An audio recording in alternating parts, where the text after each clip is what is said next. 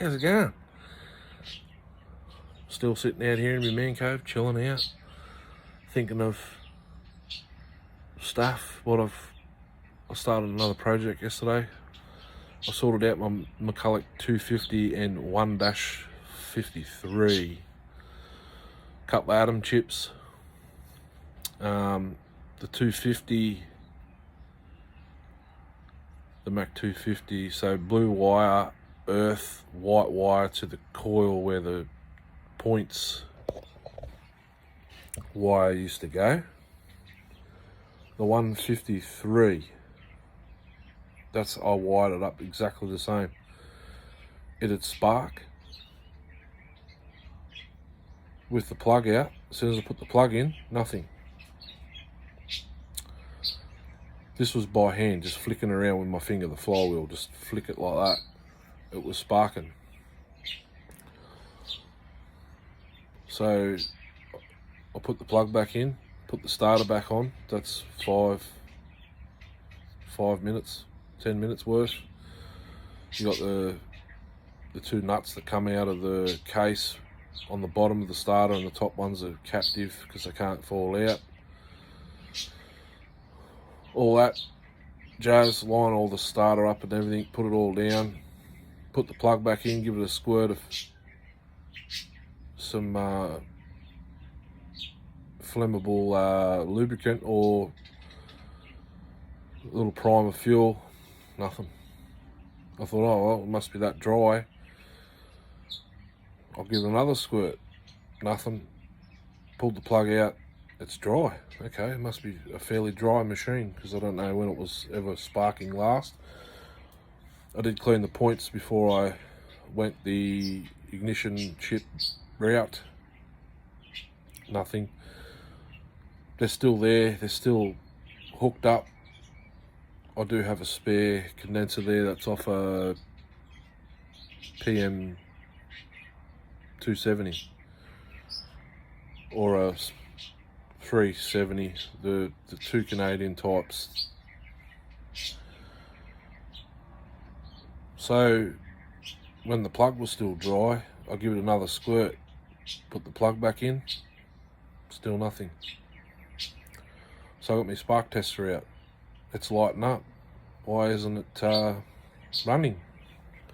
It's got compression. I'll check that first. So I went and got the drill with a socket so I can spin it over faster. So I put the drill on. I put it on in reverse because it's got to spin that anti-clockwise, and it undid the nut. So I thought, oh, I'll go the other way. Surely it'll spark the same both directions. It sparked. Put the plug back in, wouldn't go. Okay. So then after, I don't know, an hour or so mucking around with it, I thought, it sparks the opposite direction, and now it's not sparking the other way. What if I reverse the polarities? So blue to where the coil would plug into the points wire will plug into the coil, and earth it with the white. She sparked. I did do a little video yesterday on the PM 270 Canadian and on film after running them a few hours. Look, I fired them up. I'm working on the saw for Reese. I went and did a cold start on it, 4 pulls and it was running from choke. So it fired on choke on the second, and then 2 pulls to get it running on the fast idle. And then I picked up my 250, 3 pulls with choke, and she was running. Same with the 153. I put them down about an hour or so later, completely cold they were. They both fired on first pull on film, and I was shocked. Anyhow, this is not what this video is about. This is about ported 394 test run. First time ever in timber. I've had clutch bearing problems. I've had coil problems, flywheel. I had to change the flywheel to get the OEM coil to spark. I've got two. I need to bake one to see if it sorts itself out. I do have a Chinese one. That was on the saw originally in the very first startup video, but it takes 4 pulls for it to start and run after it's warmed up. I don't know if it's a flywheel issue or there's an earth problem somewhere. Anyhow, it's wearing the same 24-inch bar and chain combo as the 2 previous saws before it. Still rather sharp. I did do a couple of cuts in the same stick as all the other saws. Then I went to maybe 14, 16-inch log. Couple of cuts there, and then I went up to, I think, 20, 21-inch. Another log further down.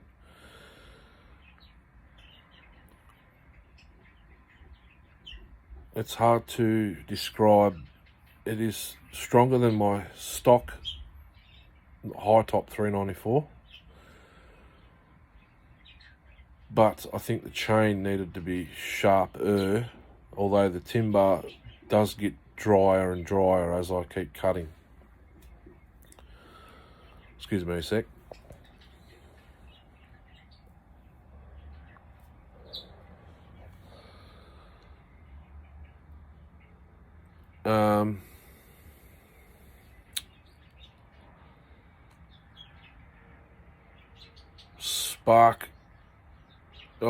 Numbers. I think I've got Kevin Hanger or Mr. Hanger 1 on YouTube. He gave me a set of numbers.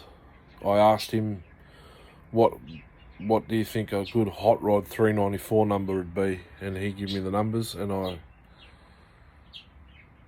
didn't quite go his numbers on the exhaust. 80 on the intake, which is a little bit less than what he gave me. I think he said 80, you can go up to 86.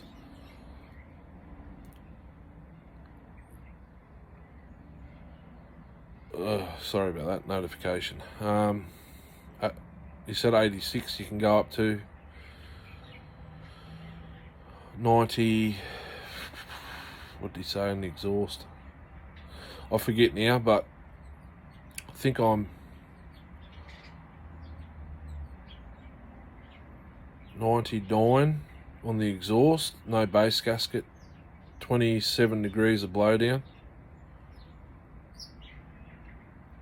and 79 or 80 on the intake.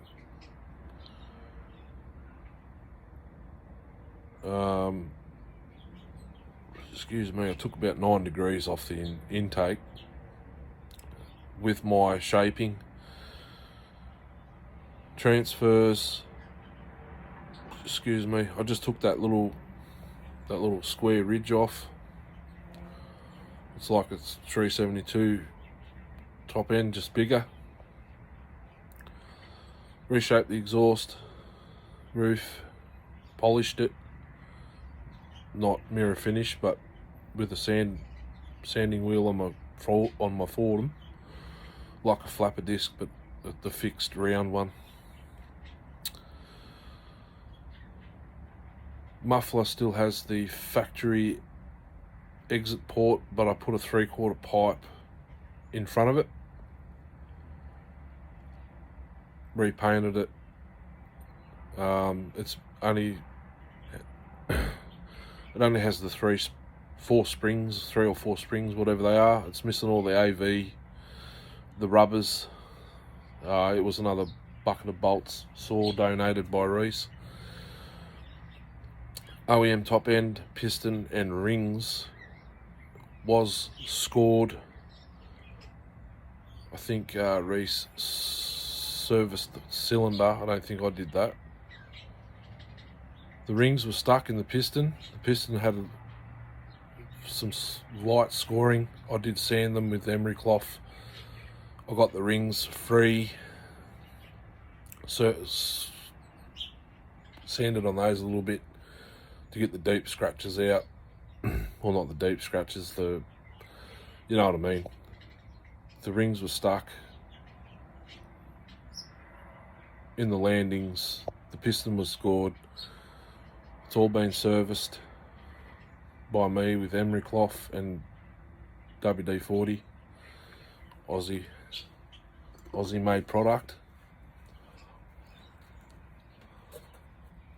But the coil's breaking down. I might actually put a little snippet of that little cutting video at the end. It's only, I think, 14 seconds. I'm bucking spikes deep in this log, and it's revving up and down by itself, and my finger doesn't move. So that's a telltale sign.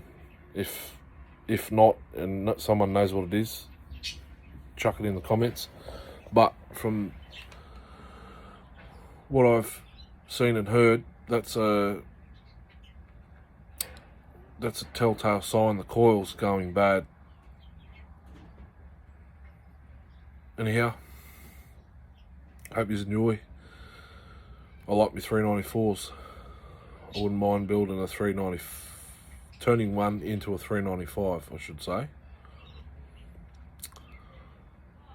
The kit saws from Holzforma, there's a third party warehouse not far from me in Melbourne, Australia.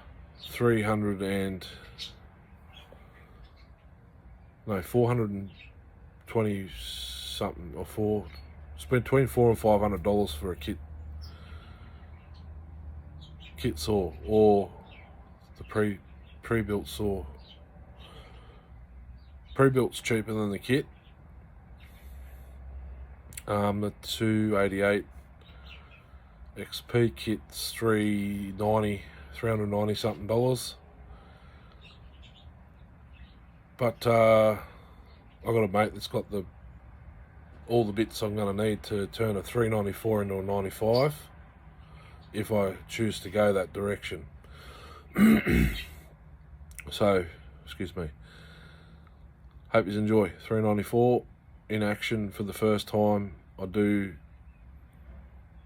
think I do tune it a little bit. I can't remember. But she's loud, and you could probably tell it's still a little bit rich on the high. Thanks for watching, Huru. Thanks everyone for being here. Leave a comment, like, subscribe, all that good stuff. I've got some good stuff coming. Huru, enjoy the video. Thanks.